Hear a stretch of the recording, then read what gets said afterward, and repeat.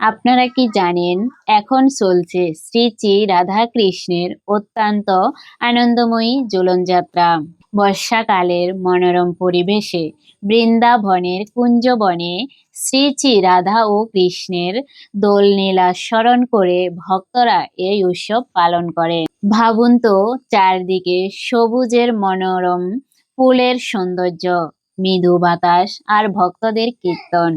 আর সেই সুন্দর পরিবেশে ফুল দিয়ে সাজানো দোলনায় বিরাজ করছেন শ্রী শ্রী রাধাকৃষ্ণ।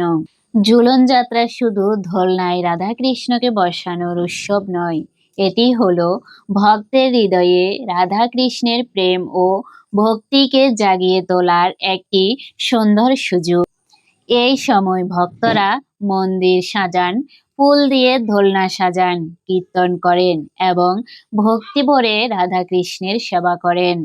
কিন্তু এই উৎসবের সবচেয়ে সুন্দর শিক্ষা কি জানেন?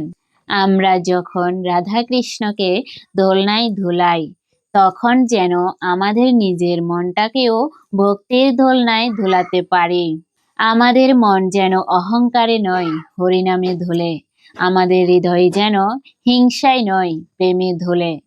আমাদের জীবন যেন ভোগের পিছনে নয়, ভগবানের পিছনে ধুলে।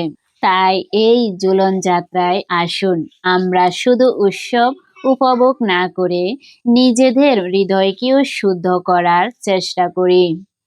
একবার আন্তরিকভাবে বলুন, হরে কৃষ্ণ কৃষ্ণ কৃষ্ণ হরে হরে, হরে রাম রাম রাম হরে হরে। আপনারা কি ঝুলন যাত্রায় রাধা কৃষ্ণের দর্শন করেছেন? কমেন্টে রাধে রাধে লিখে যান। হরে কৃষ্ণ, জয় জগন্নাথ।